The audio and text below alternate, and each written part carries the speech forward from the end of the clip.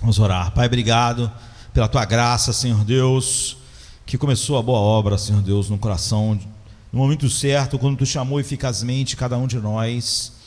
E, Senhor Deus, a nossa única esperança é que a tua própria graça terminará o que começou, Deus. Então nós podemos, Senhor Pai, passar por todas as coisas, Senhor Deus, que, Senhor Deus, a tua sabedoria infinita vai nos levar. Cada um de nós tem uma história, oh Deus, temos canções diferentes, mas, Senhor Deus, o pecado reinou na vida de todos nós, até, Senhor Pai, tu soberanamente nos chamar, e agora, Senhor Deus, nós vamos trilhar, oh Deus, com o mesmo deleite no coração, com, Senhor Pai, a mesma visão em nossos olhos, contemplando a face de Cristo. Cada um de nós vai experimentar sofrimentos diferentes, Senhor Deus.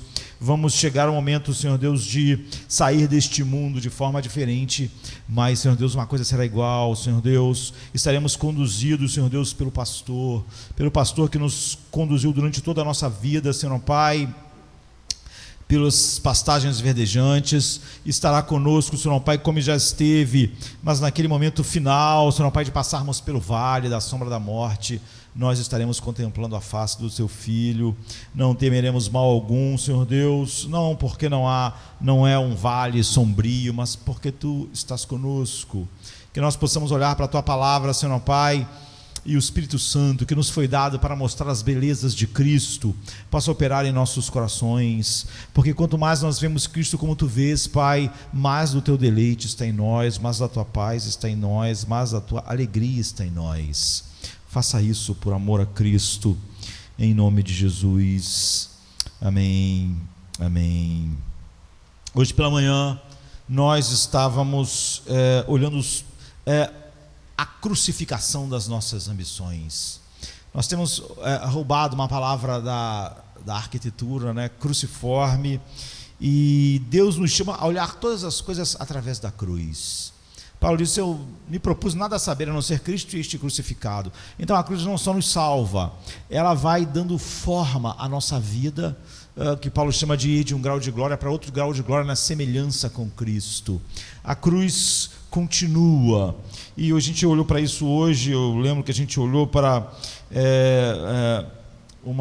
um ensaio de Ingmar Bergman sobre uma catedral, né, que pegou fogo, uma das maiores catedrais no auge do período gótico, e Ingmar Bergman, quando foi falar sobre qual o propósito dele fazer filmes, na introdução que antecedia um dos seus filmes, em 57, a gente viu que ele menciona a Catedral de Chartres como aquilo que devia ser a vida do homem. E ele diz: as pessoas perguntam quais são as minhas intenções com meus filmes, meus objetivos. É uma pergunta difícil e perigosa, e eu costumo dar uma resposta evasiva às pessoas. Eu tento dizer a verdade sobre a condição humana, a verdade como eu vejo, é o que eu falo, né? Ele diz que essa resposta parece satisfazer a todo mundo, mas não é totalmente correta. Eu prefiro descrever o que gostaria que meu objetivo fosse. Há uma velha história de como a Catedral de Chartres, que foi atingida por um raio, né, e totalmente queimada, ela tinha sido começou a construção dela em 1145 e terminou, ela ficou prontinha, porque antes disso, durante muitas décadas fazendo, caiu um raio nela, ela pegou fogo, e ela foi reconstruída então em 1194. É sobre isso que ele está falando. Nós vimos, ele diz em seguida, depois que a catedral pegou fogo, que o raio caiu nela, milhares de pessoas vieram de todos os pontos cardeais, como uma procissão gigante de formigas, e juntas começaram a reconstruir a catedral em seu antigo local. Eles trabalharam até a construção ser concluída. Mestres, construtores, artistas, operários, nobres, padres, burgueses, homens comuns, mas todos permaneceram anônimos, e ninguém sabe até hoje quem construiu a grande catedral gótica, né, de Chartres. Independente de minhas próprias crenças, minhas próprias dúvidas, que não são importantes nesse contexto, no contexto do ensaio que ele está escrevendo, é minha opinião que a arte perdeu seu impulso criativo básico no momento que foi separada da adoração a Deus. cortou um cordão umbilical e agora ela vive, a arte, sua própria vida estéril, gerando-se e degenerando-se. Antigamente o artista permanecia desconhecido e o seu trabalho era para a glória de Deus. Ele viveu e morreu sem ser mais ou menos importante do que os outros artesãos, artistas. Valores eternos, imortalidade e obra-prima eram termos não aplicáveis em seu caso. A capacidade de criar foi um presente, um dom. Em tal mundo floresceu a segurança invulnerável e uma humildade natural. Assim, se me perguntasse qual eu gostaria que fosse o propósito geral dos meus filmes, eu responderia que quero ser um dos artistas da grande catedral na planície. Eu quero fazer a cabeça de um dragão, pintar um anjo, pintar algo aqui e ali, ou talvez um santo de pedra, não importa qual a coisa que eu faça na catedral, é a sensação de satisfação que conta, independentemente de acreditar ou não, ser cristão ou não, porque ele, apesar de ser filho de pastor, não era. Eu faria a minha parte na construção coletiva da catedral. Então nós falamos a respeito da ambição. O que é ambição? Como ela necessariamente não é algo ruim, existia no homem antes da queda, e como ela tem que ser crucificada, ela tem que tomar uma forma cruciforme. Foi o que nós meditamos pela manhã ainda. A gente fez alguns testes de ambição e vimos várias coisas a respeito do que torna a ambição o que ela é em todos os homens, sem exceção. E eu quero então falar sobre 3 caminhos para a nossa ambição curada. Na verdade eu falaria isso de manhã e hoje eu entraria só já no que vem depois, no que dá a base para nós experimentarmos isso, mas isso ficou faltando. No Evangelho de João, Jesus diz: como vocês podem crer se vocês recebem a glória um dos outros e não buscam a glória que vem do único Deus? Eu disse que nesse texto, todo mundo, João menciona várias vezes glória, e todo mundo no texto está buscando glória. Os fariseus, o povo comum, todo mundo está buscando glória, até Jesus. A questão não é se você busca a glória, não, todo mundo está buscando, todo mundo tem uma ambição, porque é isso que nos põe em movimento. Mas Jesus está dizendo o seguinte: como vocês podem crer no Evangelho se vocês recebem a glória de outro homem? Um recebe a glória do outro. Agora, por que Jesus coloca isso? Jesus coloca como uma impossibilidade. Se você recebe, sua ambição não é cruciforme, se a cruz não mudou a sua ambição, Jesus disse: você não pode crer no Evangelho. Por quê? Como você pode crer no Evangelho, que são as boas novas de que só a aprovação de Deus importa, se você quer a aprovação dos outros? O Evangelho diz que o que importa é só a aprovação de Deus, que a única lembrança que importa é a lembrança de Deus. Eu lembro que nós lemos no início, hoje de manhã, o ladrão dizendo, uma pessoa que vivia uma vida totalmente não admirada por ninguém, estava morrendo uma morte horrível, ele disse para Jesus: lembra de mim quando entrares no seu reino. É a única lembrança que importa. Se o Deus é eterno, lembra de mim. O que importa se o mundo inteiro não lembra? Enfim, como você pode crer no Evangelho? Jesus está dizendo, nas boas novas, de que só o louvor de Deus importa, e só a aprovação de Deus importa, se você vive buscando a aprovação e o louvor dos homens. Sua aprovação é outra coisa que o Evangelho diz: nunca pode ser conquistada a aprovação. A única aprovação que importa, que é a de Deus, nunca pode ser conquistada por obra, nunca pode ser conquistada por nada que você faça, não é? Mas é sempre um dom recebido, um dom da graça soberana recebido pelo que a graça faz em nós. Então, quando ainda estamos buscando a aprovação do outro e tentando conquistá-la pelo trabalho das nossas mãos, usando os dons que Deus nos dá, quando nós queremos, Jesus diz: é impossível. Como vocês poderiam crer no Evangelho, que é exatamente o contrário da forma da ambição de vocês? Vocês querem ser reconhecidos, vocês querem o louvor dos outros. Como vocês podem crer no Evangelho se o Evangelho é exatamente o oposto disso? Como dizemos, o caminho para a cura é o caminho da cruz, e a maneira de ter sua ambição curada é crucificá-la. Não há nenhuma outra maneira. Todos nós nascemos ambiciosos, não com a ambição como nós vimos que já existia no homem antes do pecado, o que põe o homem em movimento. Nesse contexto que João está dizendo, Jesus tem uma ambição. Ele diz: o meu desejo é glorificar o Pai. É isso que me impulsiona.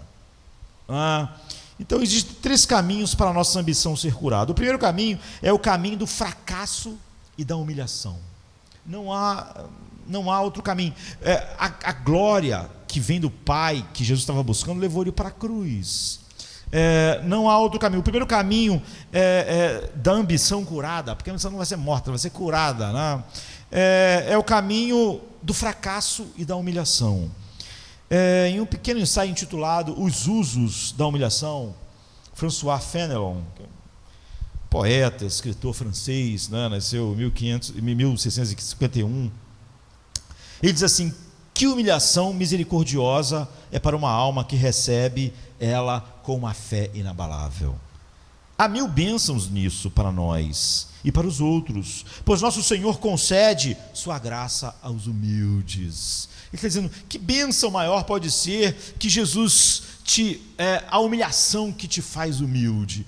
Ele dá graça aos humildes, Ele habita com os humildes, Ele se deleita nos humildes. Então qualquer coisa que nos leve a esse lugar onde Deus se deleita, traz sobre nós aquelas delícias abundantes. Então nossas faltas, mesmo as mais difíceis de suportar, serão todas úteis para nós, se nós usarmos elas para a nossa humilhação.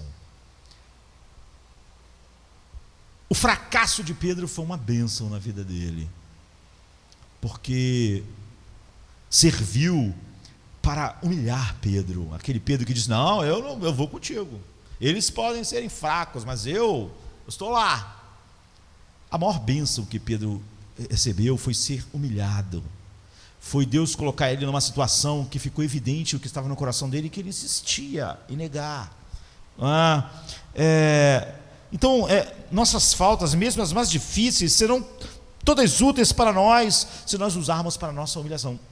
Essa é a única forma, não é? Nossa missão precisa ser crucificada, sem relaxar os nossos esforços que a graça opera em nós para corrigir. É óbvio que não seria uma bênção se Pedro fosse assim para sempre, porque então quer dizer que aquilo não teria humilhado ele de fato. Então não adianta ficar desanimado. Não adiantava Pedro ficar desanimado para o resto da vida. Isso é apenas o resultado de um amor próprio desapontado. Sabe essas pessoas que eu cometi muitos erros, minha vida. Isso aí é orgulho, é amor próprio. Em vez de ele olhar para si mesmo e ver a feiura, o orgulho que precisava de humilhação, ele fica desapontado. Como eu pude ser fraco? Eu não posso ser fraco, eu tinha que ser forte. E aí ele fica no mesmo lugar. O verdadeiro método de lucrar com a humilhação em nossas faltas é ver elas em toda a sua feiura, toda a sua deformidade. Sabe como Davi está orando? Eu pequei contra ti, eu fiz o que era mal aos teus olhos. Ele não está fazendo o orgulho dele, que desprezou a glória de Deus. Deus disse para Davi: tu desprezaste a minha glória em Israel. Ele não fez disso algo menor. O verdadeiro método então de lucrar com a humilhação de nossas faltas é vê-las em toda a sua deformidade, sem perder a esperança em Deus e sem confiar em você mesmo. Você sabe que em você mesmo não há nenhuma, não há no que você se apoiar. Pedro não podia se apoiar nele, nem Davi.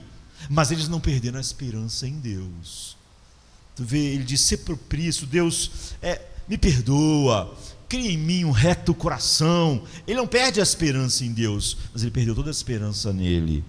Então nós não devemos esperar nada de nós mesmos, mas esperar tudo de Deus. É assim que a nossa ambição começa a ser crucificada, é assim que as nossas falhas começam realmente no homem regenerado. O que vai acontecer? Elas vão cooperar para o seu bem. Convencidos da nossa impotência, nós não temos confiança em nós mesmos mais, mas temos uma confiança ilimitada em Deus. Se quando eu falho, eu fico, e eu não tenho mais confiança em Deus, eu não tenho mais, então é óbvio que eu continuo orgulho. Isso aí é orgulho desapontado, é o orgulho ferido. Isso é o oposto do orgulho, da ambição crucificada. Aqueles que são verdadeiramente humildes ficarão surpresos ao ouvir então qualquer tipo de elogio. Em Barbeck estava falando a respeito disso, porque, como eu disse, só Deus criou do nada, ex nihilo, né? Só Ele do nada fez tudo. O resto Todos nós usamos algo que Deus fez, usamos um monte de coisas que Deus fez para fazer algo. Deus me deu minha voz, Deus me deu a minha mente, Deus me deu o raciocínio, o Espírito Santo habitou no meu coração, eu pude olhar para a palavra de Deus, eu pude preparar, olhar para o texto, preparar todas essas coisas. Eu só estou usando coisas que Deus deu. Uma quantidade enorme de coisas. Eu estava respirando, eu estava sem dor, enfim.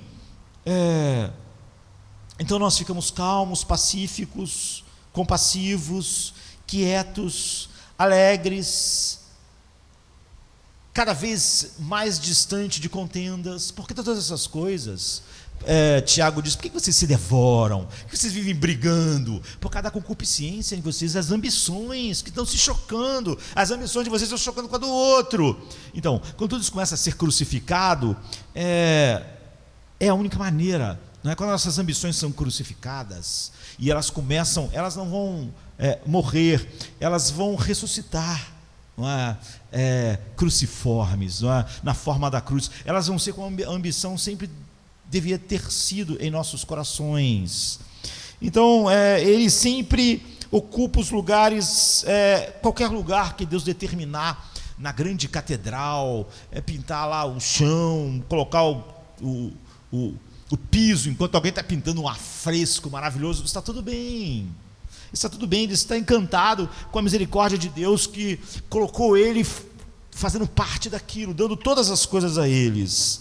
Então nós somos tolerantes com as faltas dos outros em vista das nossas próprias faltas. Você vê que isso é tudo que nós precisamos. Nós estamos alegres, não é? Muito longe de preferirmos a nós mesmos aos outros e acharmos que realmente há algum lugar que nós preencheríamos melhor do que outras pessoas que Deus fez. Nós podemos dessa forma julgar nosso progresso em humildade, pelo prazer que temos em enxergarmos o que nos impulsiona e nos entregarmos à providência de Deus com aquilo que Ele quer fazer com isso. Então, o fracasso e a humilhação são atalhos para a ambição curada.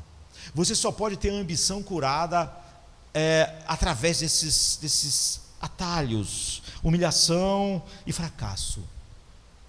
E você provavelmente já ouviu alguém dizer: eu não desejaria o que passei por ninguém, para ninguém, né? A mesma coisa que eu enfrentei, a dificuldade, o sofrimento, mas eu não trocaria o que Deus me ensinou por nada. Paulo diria isso o tempo inteiro. Paulo nunca diria: eu queria que você ganhasse as mesmas chicotadas que eu ganhei, eu queria que você fosse preso e apedrejado. Ele nunca diria isso. Ele diria: não desejo que você... Ele, quando prega diante do governador romano, do rei, ele diz assim, o governador diz para ele: daqui a pouco você quer que eu seja cristão? Ele disse: eu quero menos as minhas cadeias, ou seja, menos estar um dia algemado diante das autoridades. Isso eu não quero para você. Eu não quero que você fique preso anos na cadeia, isso eu não quero, mas que você conheça a Cristo, eu quero. Eu quero. Você vê, ele não desejava que Félix conhecesse Cristo e fosse para a cadeia e apanhasse. Ele não desejava isso. Mas pergunte a Paulo se ele desejava não ter apanhado e sofrido. Ele diria: longe de mim, eu trago em mim as marcas de Cristo. Eu trago em mim as estigmas de Cristo. O que ele aprendeu, o que ele cresceu através... Quando Paulo se converteu, Jesus disse para ele: eu mostrarei a você o quanto você vai sofrer por causa do Evangelho. Isso ele não trocaria com ninguém. Mas certamente Paulo não falaria assim: eu queria que o Josemar sofresse como eu. Você vê que Pedro, quando ainda está indo na direção da ambição cruciforme, quando Jesus disse para ele assim: olha, Pedro, você vai ser morto por causa do Evangelho. Qual foi a primeira coisa que Pedro fez? E João? E Jesus disse: olha, o que te importa? O que ele vai fazer na catedral? O que João vai fazer? Te importa? Não é sobre você, não é sobre João, é sobre mim. E se na minha providência eu quero que você, entre aspas, na construção dessa grande catedral, você vai fazer isso, você vai morrer, e João vai fazer outra coisa, não te importa, porque não é sobre você. Se fosse sobre você, você devia estar preocupado. Se fosse sobre João, então vocês deviam estar preocupados. Mas não é sobre mim, não é sobre a minha glória. O que Jesus disse para o Pai? Pai, glorifica o teu nome. O que é a cruz, então? Vamos em frente. Porque Jesus não fez as coisas sobre ele. Nós sabemos que Jesus fez tudo para a glória do Pai. E nós sabemos que o Pai não fez nada sobre ele, fez tudo para a glória de Cristo. E nós sabemos que o Espírito Santo não faz nada sobre ele mesmo, faz tudo para a glória de Cristo. A Trindade é assim. Você nunca vai ver a Trindade, uma pessoa da Santíssima Trindade focada em si mesmo. Ele está sempre focado no outro, nesse Deus único. O segundo caminho para a ambição crucificada e, portanto, curada, é a única maneira da ambição ser curada, é a morte diária. O caminho mais comum e mais acessível, a gente vai desenvolver isso de forma mais completa posteriormente em outros sermões, mas aqui está uma prévia. Você pode ter ouvido o ditado: a vigilância eterna é o preço da liberdade. E é um ditado, é um daqueles paradoxos, porque a gente fala assim, a vigilância eterna é o preço da liberdade, mas você pensa, ficar vigiando o tempo todo não parece liberdade, parece o contrário. Se eu tenho que ficar vigiando o tempo todo, então eu não estou livre. Então é mais um daqueles paradoxos. A maneira de ser livre em seu trabalho é estar eternamente vigilante contra aquilo que corrompe a sua ambição. Você é livre no seu ministério, no seu trabalho, na sua profissão, se você continuamente está vigilante contra aquilo que vai corromper a sua ambição, que vai trabalhar para que a sua ambição seja aquilo que o mundo em pecado nasce com ela, e não a ambição cruciforme. Cada vez que a inveja levanta a cabeça, você vai ter que dizer para ela, porque a inveja levanta a cabeça nas situações, não é? E diz: e quanto a mim? E toda vez que o ego tentar se exaltar e dizer: olhe para mim, este é um convite para você matar o egocentrismo. O que acontece é que quase sempre quando a inveja se levanta, nós estamos do lado dela. Nós realmente começamos a olhar o outro da maneira que a inveja queria. Nós vamos exatamente na direção da ambição não cruciforme. E um terceiro caminho para a crucificação da ambição, nós podemos chamar de o caminho de Eclesiastes. Você consegue tudo o que sempre quis e descobre que não é suficiente. É o que o autor de Eclesiastes fala o tempo todo. Não há nada que Salomão não podia ter em excesso. Então você consegue tudo que sempre quis e descobre que não é suficiente. Você escala uma montanha apenas para descobrir que não há nada lá. Parecia que aquilo era o tudo, era o máximo. E aí quando você chega no topo da montanha, não tem nada lá. É igual o homem quando foi à lua. Gastou uma fortuna, cientista, décadas, as pessoas chegaram na lua, olharam para a lua e pensaram: cara, aqui, tem nada aqui. A vida de quase todo mundo é ir à lua, assim. As pessoas vivem no mundo da lua, né? Elas fazem de tudo para chegar num lugar, no topo da montanha, na lua, só para chegar lá e ver, é um deserto, tem vida aqui. Eu queria mais vida, mas tem vida aqui. Eu gastei a minha vida para conseguir isso aqui, mas isso aqui não dá vida, isso aqui gastou a minha vida.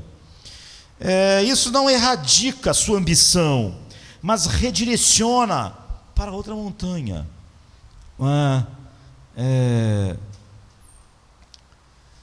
David Brooks chama de a segunda montanha. E você fica nesse ciclo no qual a sua vida acaba.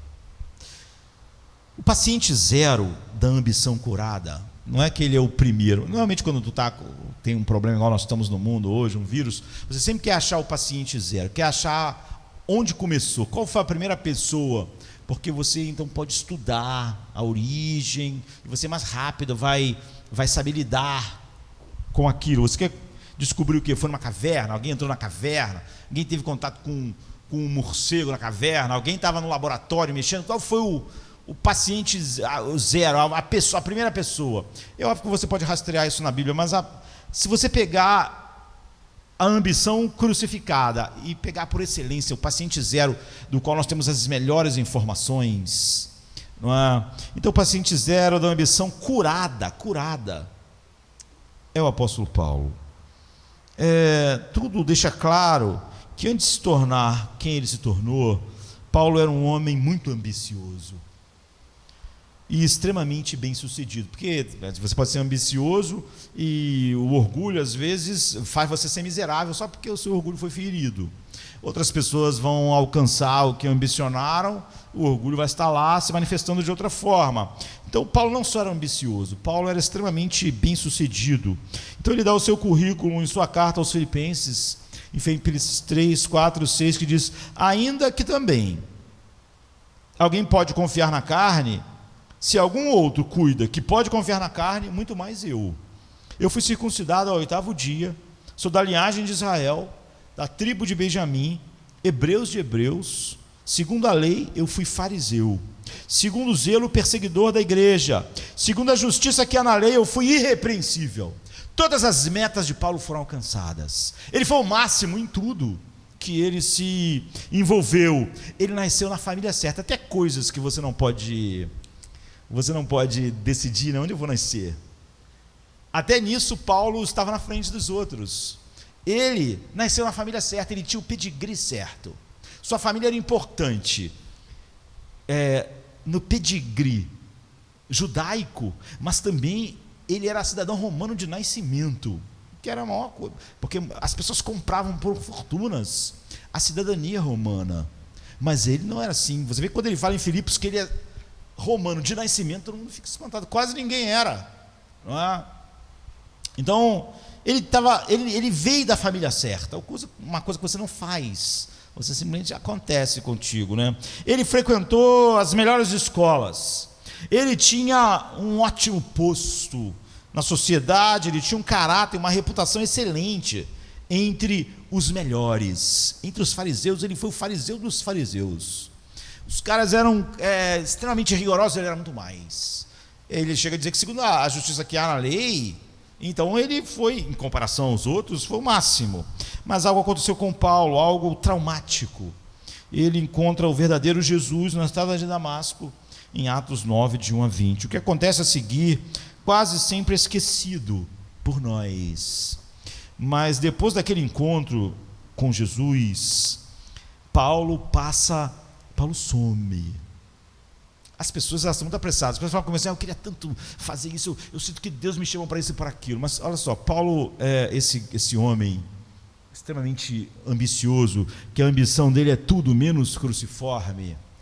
Ele, depois daqueles acontecimentos do encontro com Jesus, ele passou 14 anos, nós não sabemos onde, sem fazer nada. Fala que é a Arábia, ninguém sabe onde é. Ele ficou 14 anos fazendo não sabemos o que. Depois ele diz que o evangelho que eu recebi não veio de homem nenhum, como nós, que recebemos o evangelho através da pregação de outros, que é o normal. Ele disse: eu não recebi o evangelho de homem nenhum. O próprio Jesus ensinou a eles as verdades. Como Jesus ficou lá 3 anos, então, assim ensinou a ele, por isso que ele é um apóstolo.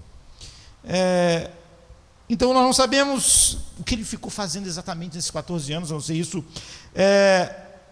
mas certamente ele estava enfrentando essa pergunta: e agora? E agora? O que isso significa? O que Cristo então significa agora? Como eu vou olhar para a vida? Eu tinha uma maneira de olhar para a vida.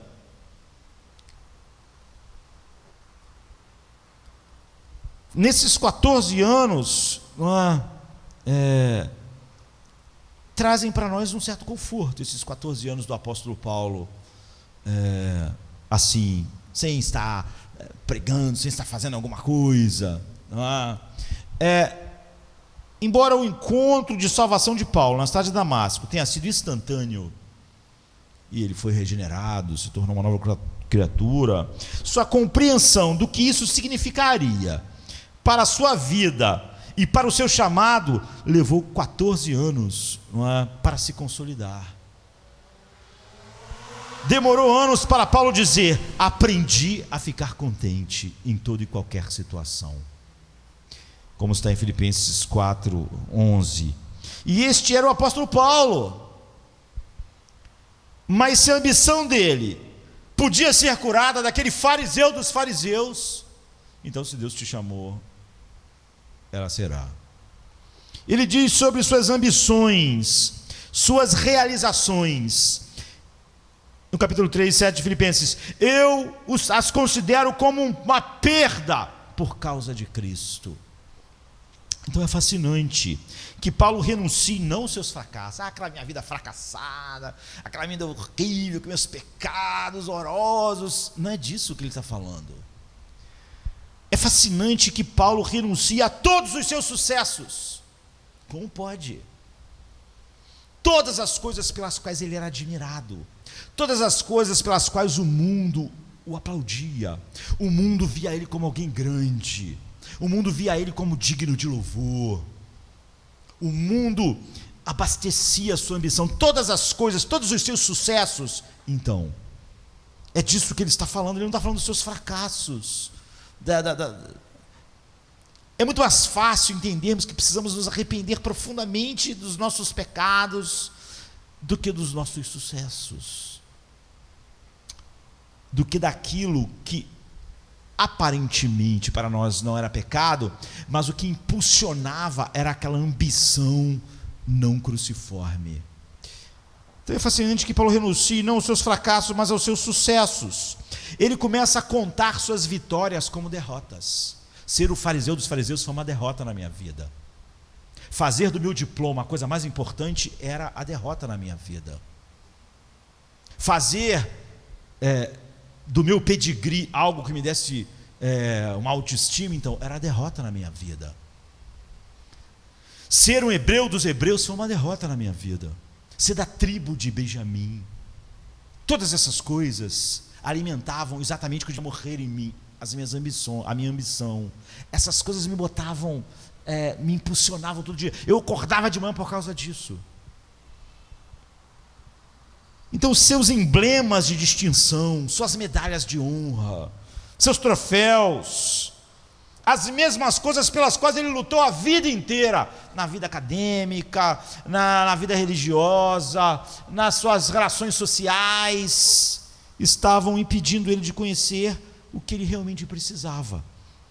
Ele está dizendo o seguinte: eu precisava de Cristo, ter ambição por ele e me deleitar nele, mas aquelas coisas eram os empecilhos. Os empecilhos eram aquelas vitórias, aquelas conquistas, aquelas metas alcançadas. De tal maneira que ele diz no versículo 8: considero tudo uma perda, por causa do valor inestimável de conhecer Cristo Jesus, meu Senhor. Conhecer a Cristo é superior a qualquer ambição que eu tive. Você vê o que está acontecendo, o que naqueles 14 anos aconteceu com as ambições de Paulo? Elas tomaram a forma da cruz, elas se tornaram cruciformes. Ele diz: todas aquelas coisas era o oposto daquilo que o meu coração, minha alma precisava. Então Paulo aprende que amar a glória que vem de Deus significa amar acima de todos aquele em quem essa glória se encontra, a glória de Deus. Nós vimos no início Jesus perguntando: como vocês podem crer no Evangelho se vocês buscam a glória um dos outros? O Evangelho é exatamente o oposto disso. Então, ele vê isso, ele aprende que amar a glória de Deus vem de Deus, vem de amar acima de tudo aquilo que mostra a glória de Deus perfeitamente. Quem? Cristo. Isso, na verdade, é por isso que Jesus colocou aquela impossibilidade, é a verdadeira conversão. Paulo diz assim em 2 Coríntios 4:4: nos quais o Deus deste século cegou o entendimento dos incrédulos, para que não lhes resplandeça a luz do Evangelho da glória de Cristo, que é a imagem de Deus. Ou seja, está vendo? O homem não vê a glória, é o único lugar onde a glória está, e ele começa a buscar a glória em todos os lugares, e quanto mais ele consegue coisas como eu consegui, mais distante nós estamos de Cristo.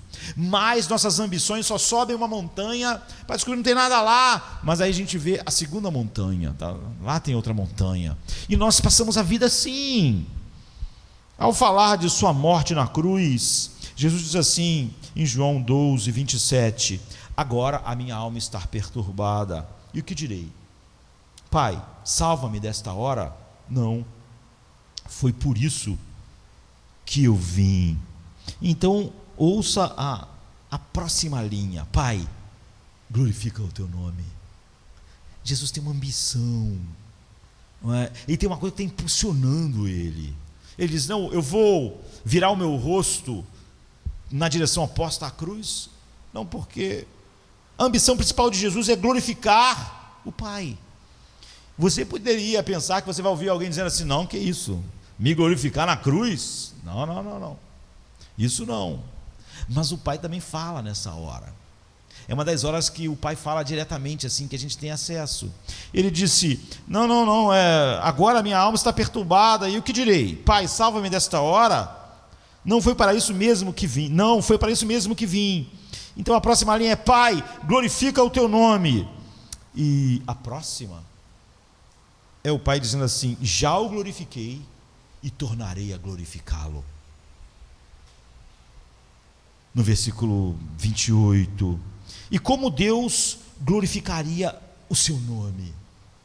Jesus diz no versículo 32 e 33, e eu, quando eu for levantado da terra, atrairei todos a mim. Ele disse isso para mostrar com que tipo de morte ele iria morrer. Estamos acostumados a falar da morte de Cristo como a sua humilhação, não é?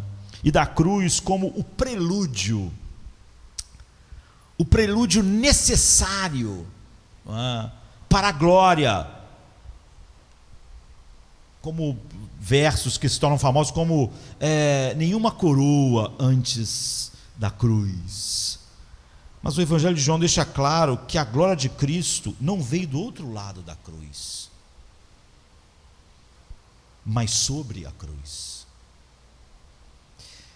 Não, a glória de Cristo não veio apesar da cruz, mas por meio da cruz. Este é o grande paradoxo da glória do Evangelho, por exemplo, em João.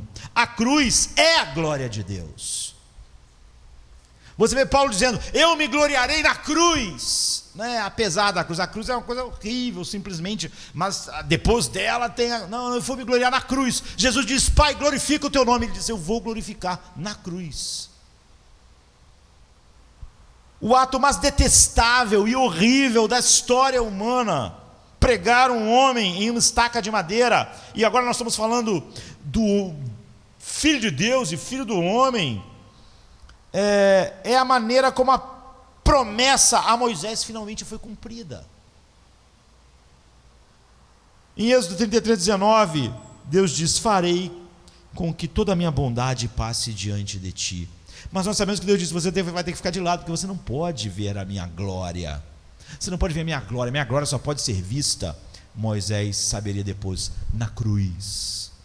Não é apesar da cruz, não é depois da cruz. A minha glória só pode ser vista na cruz. A vida de Jesus nos mostra porque o caminho da cruz ainda é a maneira de viver para a glória que vem de Deus.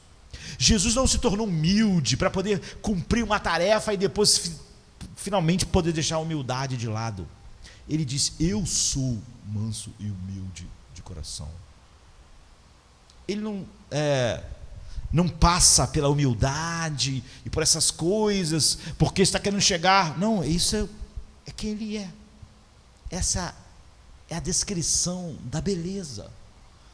Quando compreendemos quão bom é nosso Deus e que ele morreu por aqueles que só existiram para roubar a sua glória, nós não podemos deixar de amar a glória que vem de Deus. Jesus pergunta, como vocês podem crer no Evangelho se vocês recebem a glória um dos outros e continuam buscando ela? Vocês não entenderam? Quem vive nisso, quem não entende como a ambição deve ser crucificada para ser curada e ter a forma da cruz, então não creu no Evangelho, não pode, porque um coração assim não pode abraçar o oposto do que ama, a glória dos homens. É assim que Paulo poderia redirecionar toda a sua ambição. Paulo foi um homem ambicioso antes, lógico que foi. Ele deixa claro que ele era um homem extremamente ambicioso e extremamente cheio de sucesso. E depois, é óbvio que ele continuou ambicioso. É assim que Paulo poderia redirecionar toda a sua ambição, que costumava se opor ao Evangelho. A ambição de Paulo levou ele a prender mulheres e crianças, consentir na morte de Estevão. A ambição, o lugar, o poder, o destaque, impulsionou Paulo a esses limites. Ele arrastava as pessoas. Mas ele diz assim em Romanos 15, 20: eu ambiciono pregar Cristo onde ele não foi pregado ainda. Essa é uma ambição, nos dias de Paulo, então, extremamente perigosa, eu diria. Porque ele queria pregar onde nunca ninguém ouviu sobre Cristo. Ele queria ir para a Espanha, ele queria chegar naqueles lugares. Por isso que ele diz: eu sou devedor de bárbaros. Disse, você ia pensar, não quero pregar para os bárbaros. Já viu o que os bárbaros fazem com as pessoas? Mata as pessoas e toma sopa no cérebro deles. A caixa grande. Como é que eu quero pregar para essas pessoas? Eu quero ir lá. Onde é que eles ficam? Eu não quero nem passar perto. Quero estar longe dele. Vou pregar onde já foi pregado. Pelo menos aqui as pessoas já... Pode ter uns que rejeitam, mas grande parte já aceita. Paulo diz: a minha ambição é pregar onde Jesus nunca foi pregado. É ir lá naqueles lugares inóspitos, não é? Onde você pode ser devorado, você pode ser morto, porque é um lugar... A minha ambição é essa, não é ficar pregando só onde Cristo já é pregado, onde tudo é confortável, né? Onde a cultura que pode rejeitar algumas coisas, mas já ouviu, não é nada espantoso e novo para ela. Ela vai saber lidar melhor com aquilo do que aquela cultura lá que a gente não tem a menor ideia de como eles vão reagir. Ele diz: não, eu ambiciono pregar o Evangelho não onde Cristo foi pregado. Conhecer a Cristo não leva à mediocridade, queridos, não extingue a nossa ambição, cura a nossa ambição. Nós sabemos que não há um ser humano que não é ambicioso. É o que faz ele levantar de manhã. Alguma coisa tem que botar as pessoas em movimento. Um velho escritor, pregador diz: ambição para Deus, se elas são dignas, nunca podem ser modestas. Se você tem uma pequena ambição sobre Deus, ela é pecado. Eu queria glorificar um pouquinho Cristo. Esse é pecado. Se você viu quem Cristo é, você quer então glorificar muito Cristo. O que ele está dizendo é o seguinte: ambições para Deus, se são dignas, não são modestas. Se são modestas, não são dignas de Deus. Paulo viu a glória de Cristo. As ambições dele correspondiam a essa grandeza. Se minha ambição é pequena e eu digo que Cristo é imenso, é óbvio que Cristo não é imenso para mim. É o que ele está dizendo. Então, abre aspas: ambições para Deus, se elas são dignas, nunca podem ser modestas. Há algo inerentemente impróprio em alimentar pequenas ambições sobre Deus ou para Deus. Como podemos nos contentar com o fato de ele adquirir um pouco mais de honra no mundo? Nós não queremos que Jesus seja um pouco mais honrado no mundo. Nós não queremos que ele seja um pouco mais glorificado. Nós queremos que ele seja totalmente glorificado. Nós não queremos que ele seja um pouco testemunhado sobre nós. Nós queremos que nossa vida manifeste totalmente Cristo. É o que ele está dizendo. Como podemos nos contentar com o fato de ele adquirir um pouquinho de honra no mundo? Não. Se nós vimos Jesus, nós queremos que ele tenha toda a honra, toda a glória. A nossa ambição é grande. Não ansiamos por vê-lo coroado de glória e honra e concedido o seu verdadeiro lugar, que é o lugar supremo. Ou seja, todas as ambições para Cristo, se são modestas, não passam de pecado. É óbvio que tem outras ambições mais importantes, porque aquelas coisas que nós valorizamos muito, nossas ambições são grandes e não modestas. Então você não precisa deixar seu emprego para que sua ambição seja curada, já que nós estamos falando hoje de todos os lugares da vida que nós ocupamos. A ambição curada significa não ser mais desfeito pela crítica. não ter mais medo de falhar, de parecer fraco ou incompetente. As pessoas diziam do apóstolo Paulo: a presença dele é desprezível, o discurso dele é fraco. Essas coisas não perturbavam o apóstolo Paulo. Você lida com aquilo que o mundo chama de sucesso de maneira leviana. Você não lida com aquilo como se aquilo fosse algo importante, que forma a sua autoestima, ou que faz você se sentir bem. Não é isso que faz você levantar de manhã. Você pode até considerar aquilo, na verdade, eu vou dizer nem levianamente, você trata aquilo como perda. Paulo pegou todos os sucessos e disse: para mim isso é perda, para mim isso é escória. E acima de tudo, hoje e amanhã você entrega as suas ambições à boa providência de Deus e descansa no Evangelho. Quando as ambições são cruciformes, você nunca está interessado no resultado, e você não tira dos resultados, na verdade, aquilo que as pessoas tiram das suas ambições: senso de importância. Você pode realmente pregar o Evangelho como Tiago e ser logo morto, ou pode, como o irmão dele, ficar velhinho pregando no mundo. Isso não é importante. Você poderia dizer que Tiago fracassou porque ele pregou, morreu, e o outro ficou décadas. Isso é um sucesso. Quantas pessoas João alcançou? Tiago alcançou quase ninguém. As ambições de Tiago e João eram as mesmas. Quando isso é verdade, quando não é sobre você, mesmo aquilo que nós chamamos de ministério, como não é sobre mim, mas sobre nós construirmos a catedral aqui, a gente participar, então não importa, não é? Você vai trabalhar amanhã, trabalhar por causa da aprovação. Você amanhã vai falar por causa da aprovação. Você vai lidar com as pessoas por causa da aprovação. Agora, de quem? Jesus, que disse aquilo, naquele texto estava todo mundo buscando aprovação e glória. Jesus disse: a questão é, qual é a aprovação, é a glória que você está buscando? Para você exercer o seu trabalho, viver todas as suas relações. Por que as pessoas, às vezes, a vida sentimental ou a vida do trabalho esfria a relação dela com Deus? Porque o trabalho dela não era sobre Deus, o casamento dela não era sobre Deus, nada era a respeito de Deus. Então você vai depender daquilo, de como aquilo vai funcionar. Se aquilo não funcionar direito, tudo vai desabar, porque é sobre mim meu casamento, é sobre mim o meu trabalho. É óbvio que essas ambições não são cruciformes. A melhor coisa que nós podemos ter, aqui eu começaria a falar sobre o que eu ia falar à noite, né? Hoje à noite. Aqui eu encerraria o que eu estava falando de manhã.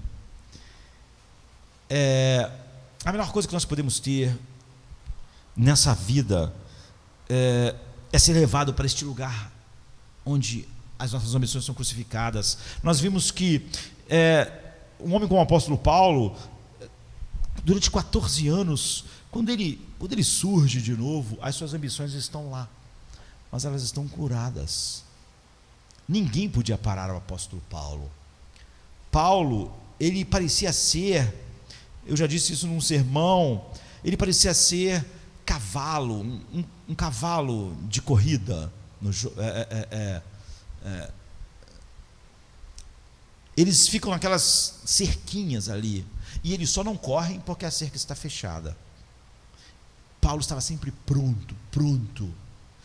A ambição verdadeira sempre põe as pessoas em movimento. É por isso que as pessoas estudam, elas querem algo. Você pode dizer: não, trabalho, a minha ambição é curada, mas por exemplo, meu dinheiro, eu tenho dificuldade com as coisas de Deus. É óbvio que ela não é curada, é óbvio que o dinheiro não é a respeito de Deus.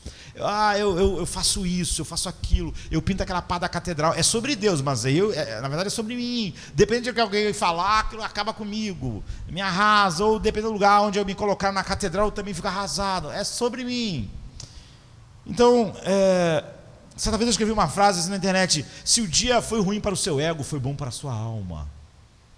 E é verdade, mas um monte de gente usa de eufemismos desculpar a si mesmo.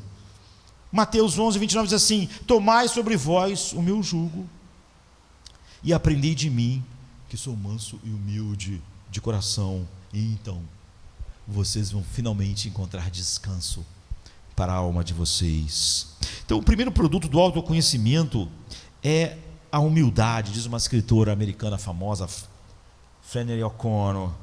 E há um romance famoso chamado Lord Jim, e é um romance de Joseph Conrad. Ele, na verdade, tem origem polonesa, e ele escolheu esse nome para ficar mais fácil. O nome dele é um nome polonês que tem todas as letras do alfabeto, tudo junto assim, né? E ele escolheu isso, Joseph Conrad. Ele morreu em 1924, mas tem muitos livros. Bertrand Russell, um dos maiores filósofos do último século, né? Gostava tanto das obras dele, por exemplo, uma chamada O Coração das Trevas, que Bertrand Russell até botou o nome de um dos seus filhos de Joseph Conrad.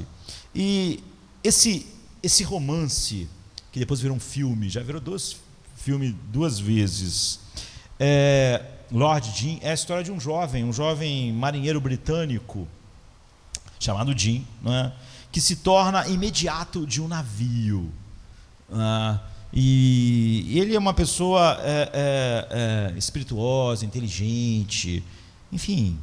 E esse navio está cheio de peregrinos que estão indo para Meca, para a Hajj.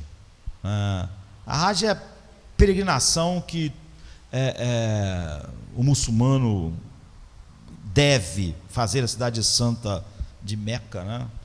E é considerada o último dos 5 pilares do islamismo. Ou seja, ela é obrigatória, a menos que na vida a pessoa nunca tenha recursos, mas o muçulmano deve procurar o máximo poder fazer pelo menos uma vez a peregrinação até Meca. Só está perdoado disso se ele realmente não tiver meios realmente de fazer, ou saúde para isso. E, por exemplo, O Coração das Trevas, que é o livro que, por exemplo, é a obra de Conrad que Bertrand Russell mais gostava, foi lançado em 1899, e esse, logo um ano depois, Lord Jim, em 1900. E, então, no meio da noite, no romance,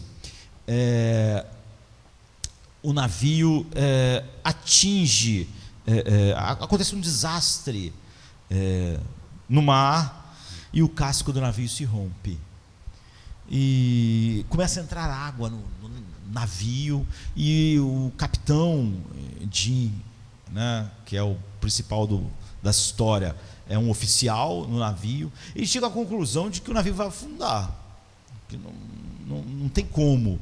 A quantidade de água que entra é mais do que se pode retirar.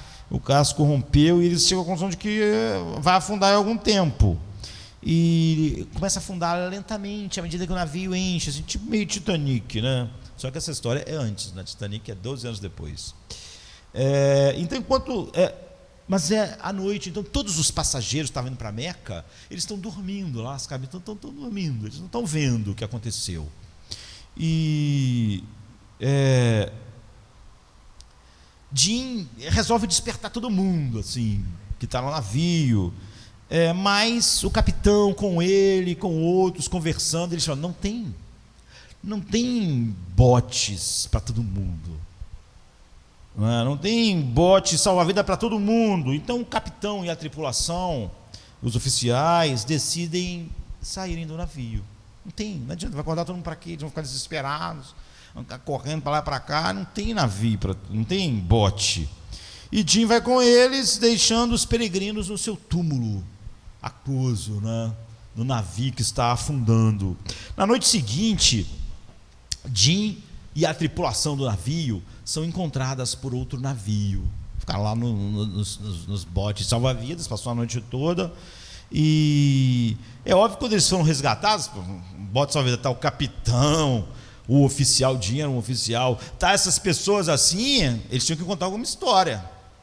Tinha que inventar uma história. Por que eles estão nos botes salva-vidas? Onde é que estão as pessoas do navio. Então eles tiveram que inventar uma história. E eles inventam uma história muito criativa. Por que eles se salvaram e as pessoas no navio não se salvaram? E eles contam a história. Mas a vida é cheia demais, né? Outro navio salvou as pessoas lá. Ninguém tinha morrido. Não é? E a história que eles contaram, é óbvio que era mentira. É óbvio que eles deixaram as pessoas para morrer. Não é? E o capitão da tribulação, então, a tripulação, para evitar as penas mais pesadas no tribunal de investigação, botaram tudo a culpa no Jim. Então ele está devastado por sua covardia e oprimido pela vergonha. Não é? Antes disso acontecer, Jim se considerava o quê? Ousado. Ele se considerava uma pessoa corajosa, uma pessoa idealista, atencioso com as outras pessoas. E é por isso que ele chegou e foi o imediato de um navio. Ele se tornou oficial. Ele era um jovem admirável, né? Mas aquele momento de teste revelou a verdade sobre ele. Seu verdadeiro caráter para si mesmo e para o mundo. Porque muitas das vezes testes mostram o nosso caráter para nós mesmos, mas não mostram ao mesmo tempo para o mundo. O Jim é uma espécie de Pedro, assim. Um momento crucial mostrou não só que Pedro era covarde para Pedro, mostrou para todo mundo. Você pode achar isso muito traumático, mas foi muito bom para Pedro, não é? Porque talvez existem muitos galos cantando na nossa vida, mas a gente, como sabe que só a gente sabe, racionaliza. Mas como Pedro ia racionalizar? Esse é o momento de Jim aqui. Ele, na hora do teste, ele achava que ele era corajoso, que ele era ousado, que ele era um bom homem. Mas na hora do teste mesmo, ele não era. Não é? E isso ficou claro para ele e para todo mundo. Então o romance de Conrad é uma história clássica. Por quê? Porque transmite um tema perene, um tema que nunca vai morrer. É a história de alguém tentando chegar a um acordo com o que fez e não pode ser mudado. Jim não podia dizer que era mentira. Jim não podia dizer que ele foi corajoso. Você vai ter que, de alguma forma, entrar em acordo para poder viver com a realidade. Você deixou as pessoas para morrer. Pedro, você negou Jesus, você disse que não conhecia ele. Você disse que nunca tinha visto ele.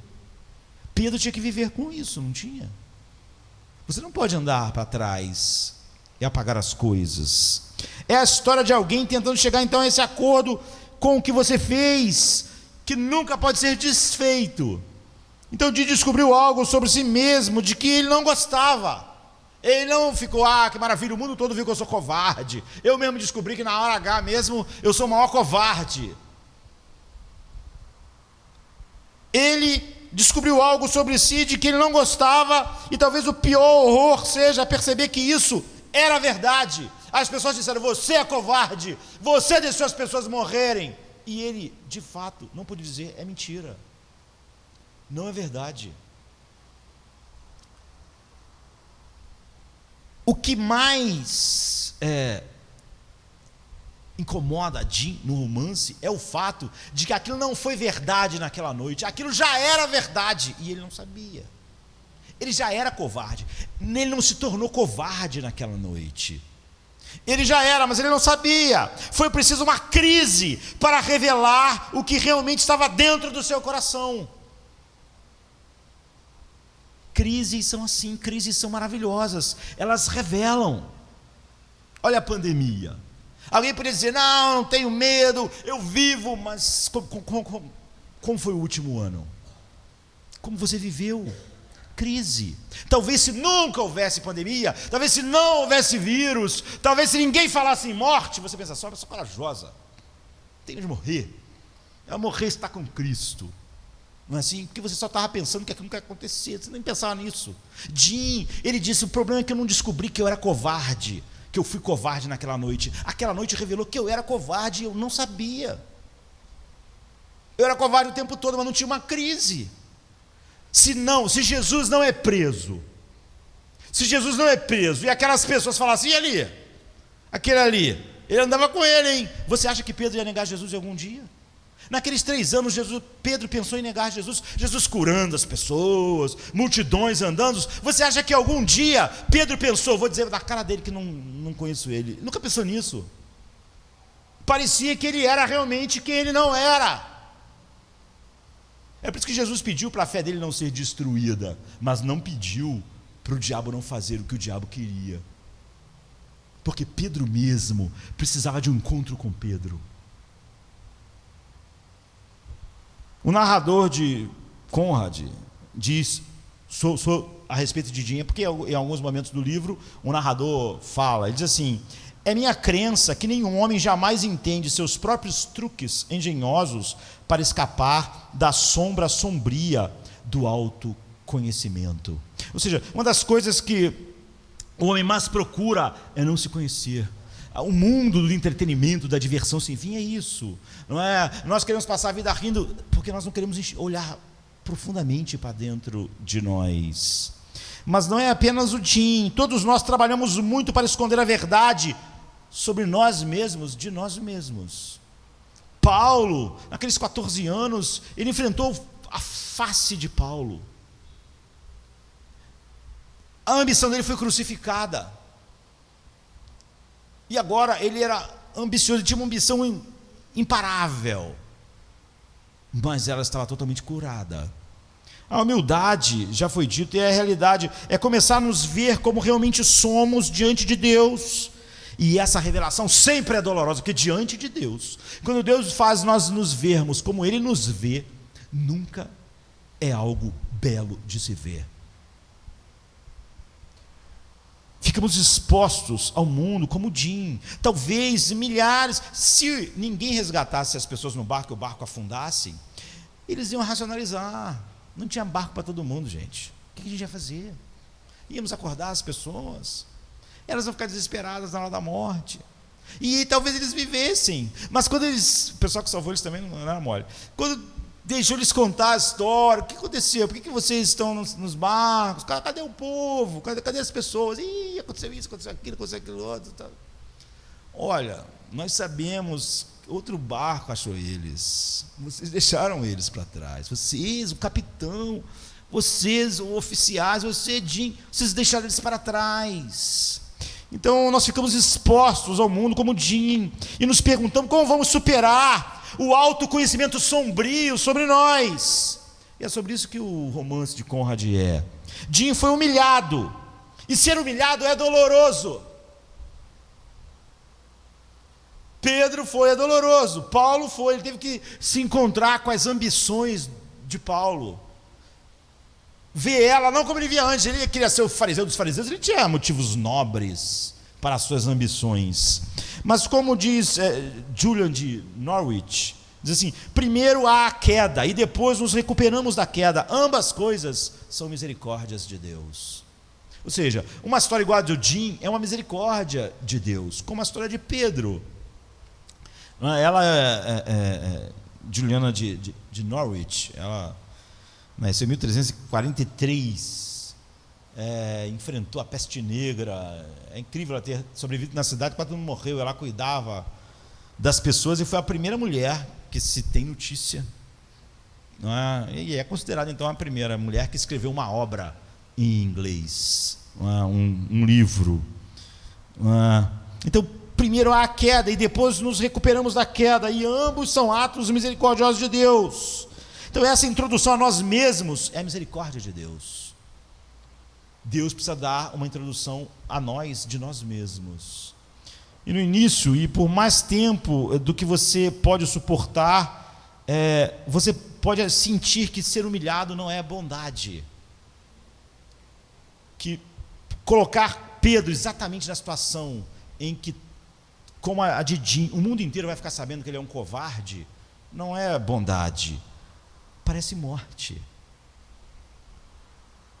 Mas assim como o caminho da cruz foi a porta de entrada para a manifestação de toda a glória que Cristo é, o caminho da cruz é sempre o caminho da humilhação, porque o caminho Jesus nos revela que a humildade é o coração, e é isso que nós vamos falar outro dia, é o coração da vida cruciforme é a humildade.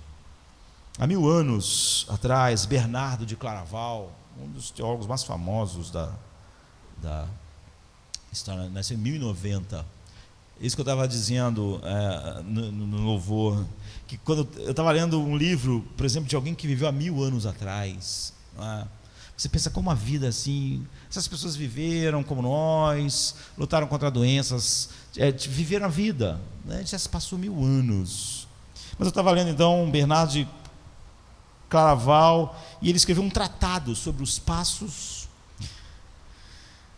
da humildade e do orgulho, no qual ele diz assim: Cristo tinha todas as virtudes, mas embora as tivesse todas as virtudes e tivesse elas perfeitamente, ele recomendou especialmente uma delas em si mesmo, a humildade. O que ele está falando é o seguinte: Jesus, todas as virtudes que você imaginar, Jesus tem perfeitamente. A única vez que Jesus vai dizer como é o seu coração, e coração na Bíblia fala sobre as fontes do seu ser, ele podia dizer assim: aprendi de mim porque eu sou amor, aprendi de mim porque eu sou justo. Bernardo de Claraval está dizendo que todas essas virtudes são perfeitas em Cristo, portanto ele podia usar qualquer uma para descrever o seu ser. Aprendi de mim porque eu sou santo, aprendi de mim porque eu sou puro. Ele podia usar qualquer uma, nenhuma delas ele não é infinitamente aquilo. Então ele podia usar qualquer uma, mas ele escolheu a humildade. E não é incrível? Essa é a beleza paradoxal de Cristo que encantava Jonathan Edwards, por exemplo. Ele diz: eu sou manso e humilde de coração. Jesus não se tornou humilde para se tornar um homem, ele não se tornou humilde para ir para a cruz, ele é humilde. Ele poderia ter escolhido, então, Bernardo diz, qualquer virtude, pois ele possuía todas elas em medida perfeita, mas Jesus destacou a humildade como a coisa principal que você deve aprender. Você quer ter a vida cruciforme? Então, você quer ter a tua ambição crucificada e ressuscitada, curada? Então, é isso que você deve buscar. Você quer ser como eu sou a imagem do Pai. Você sabe como é meu coração? É humilde. Jesus nos deu o tempo todo isso. Jesus não estava, como a gente imagina, se esforçando. Jesus, olha só, ele lavou o pé das pessoas, olha só. Ele devia estar até assim lavando o pé, mas ele foi tão humilde, né? Ele foi assim, como um rei lavando o pé do cara lá. Não é assim. Ele era humilde. Ele não estava fazendo algo que estava lutando contra todas as minhas forças para ser isso. Ele disse: eu sou manso e humilde de coração. No entanto, a humildade não foi apenas algo que Jesus modelou, entende? Ele não só falou assim: durante o tempo eu vou ter que ser humilde, porque essas pessoas são orgulhosas, elas são o oposto, eu sou humilde, elas são orgulhosas como o diabo, e eu vou ter que ensinar a humildade, então eu vou ter que modelar, vou ter que ser um modelo de humildade. Não, ele não era algo só que ele modelava. Ele diz: ora, se eu, Senhor, e Senhor aqui ele está dizendo o Senhor Deus, né? E mestre, vos lavei os pés, vós também deveis lavar os pés uns dos outros. Então, humildade é como Deus apareceu para nós em Jesus. Quando Deus queria que você conhecesse Ele perfeitamente, Ele foi humilde. Ele está mostrando-se completamente. Humildade é quem Jesus é, não é algo que Ele modela. Quando a Bíblia diz, Ele se humilhou, mas por quê? A Bíblia diz assim, Ele, sendo Deus, não se apegou aos seus direitos divinos, porque Ele é humilde. Ele é assim. Ele não se tornar-se como Ele, portanto, é aprender a andar por esse caminho onde nossas ambições são crucificadas. Ao nos chamar à humildade, Jesus não está nos chamando para uma virtude, Ele está nos chamando para si. Seja como eu, vocês foram predestinados para serem a minha imagem. Sabe como eu sou? Eu sou manso e humilde. Sabe o que vocês não têm descanso?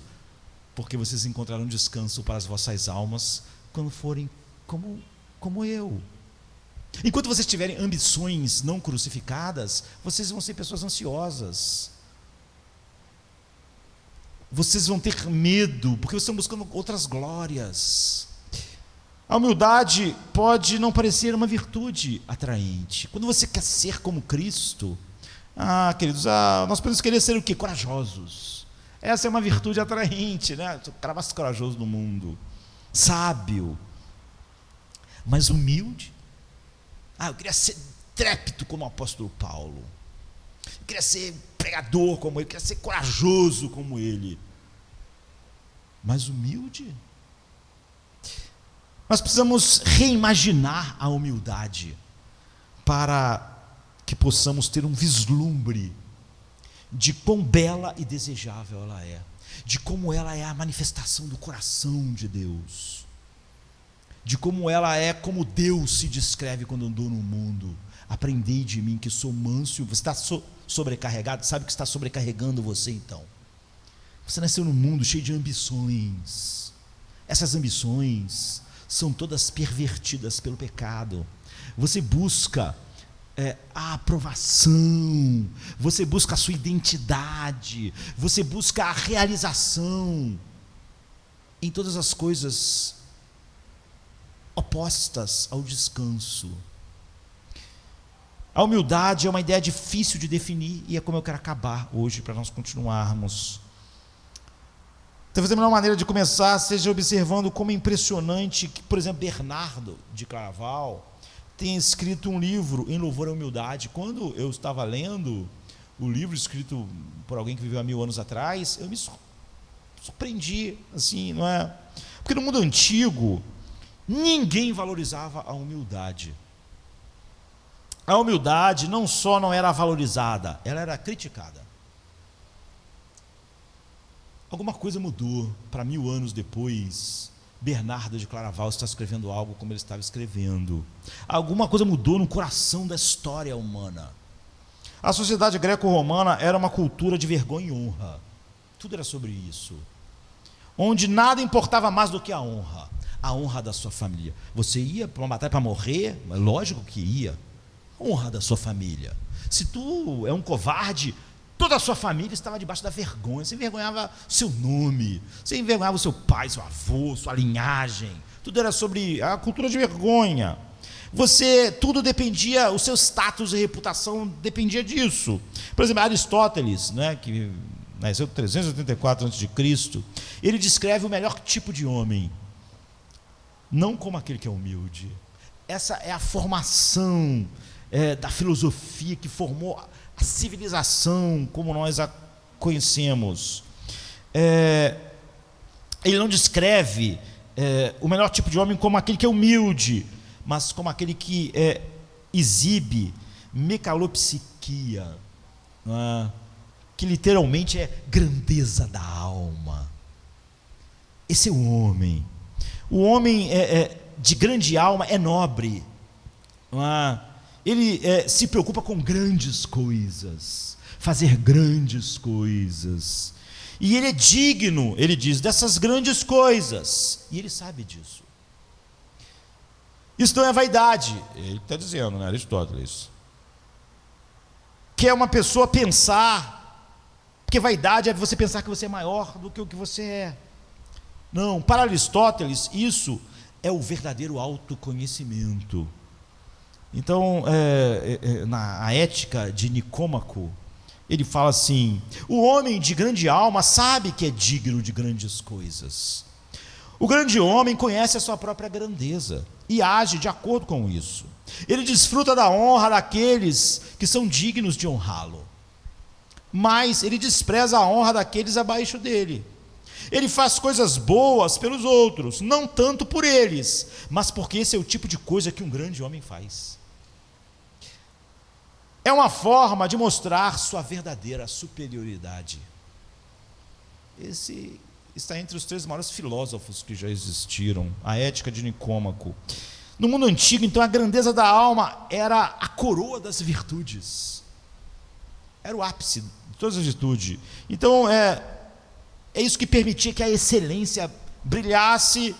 Portanto, valorizar a humildade era inconcebível para Aristóteles, para a cultura, antes do que aconteceu há 2000 anos atrás. Mas algo aconteceu para mudar isso, algo aconteceu para tornar a humildade não apenas bela, mas também essencial para a vida, para a boa vida, para a vida que é descanso, para a vida que é paz, para a vida que é alegria, para a vida que é gozo. Deus se tornou um homem, é o que aconteceu.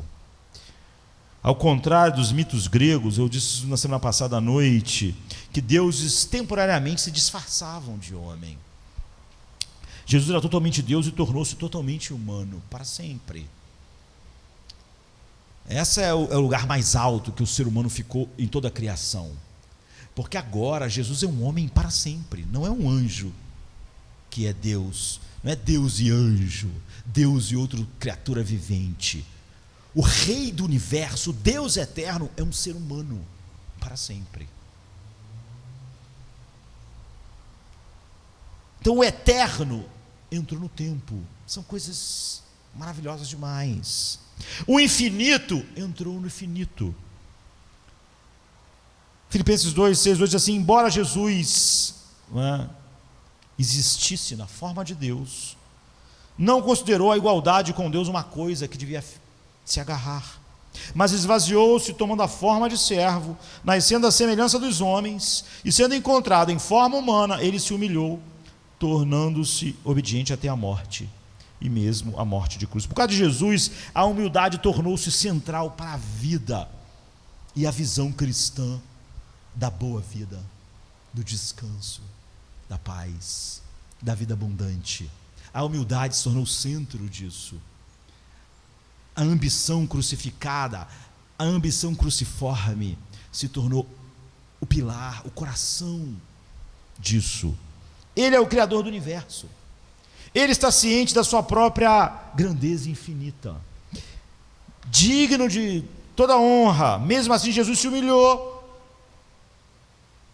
E isso ele estava mostrando a sua glória e não escondendo quando fez isso. Ele escondeu a glória divina para poder, como um homem, simplesmente estar andando aqui, mas ele mostrou a glória infinita de Deus. Pela primeira vez no pensamento humano, o caminho da excelência foi descrito como um caminho para baixo. Nunca tinha acontecido isso. Você não vai ler nenhum, nós estávamos citando Aristóteles, nenhum filósofo, nem antes e depois vai apontar o caminho para a grandeza como um caminho para baixo. Isso nunca tinha acontecido. Isso teria escandalizado Aristóteles. O homem clássico fala sobre a grande alma, a grandeza da alma. É por isso que Nietzsche, eu falei semana passada, é um bom professor sobre a cruz, apesar de ser ateu. Ele odiava a cruz, porque definitivamente quando você lê Nietzsche, você vê, ele entendeu a cruz. Aquilo que grande parte dos cristãos que abraçam o humanismo secular não entenderam, então ele entendeu e odiou, porque é o que deve acontecer. Porque quem entende a cruz, ela vai ser um escândalo para a pessoa, uma ofensa, ou então ela é uma bênção para quem é salvo. Se ela não se tornou uma ofensa para alguém, nem um escândalo, então ela nunca viu a cruz, então ela não pode ter abraçado realmente a sua mensagem. Esse escândalo continua a ofender nossas sensibilidades modernas. No entanto, Jesus diz que há uma coisa acima de tudo que ele deseja que você aprenda sobre ele. Tomai sobre vós o meu jugo e aprendei de mim, que sou manso e humilde de coração, e encontrareis descanso para as vossas almas. A tal ponto que 4 séculos depois, 600 anos antes de Bernardo de Claraval, Agostinho escreveu que há 3 coisas essenciais para compreender a verdade sobre Deus. É uma carta de Agostinho, está nas suas obras, no volume 13. Ele diz assim: a primeira coisa que você quer aprender como essencial para compreender a verdade de Deus, a primeira coisa é a humildade. A segunda coisa é a humildade. E a terceira coisa é a humildade. 14 séculos depois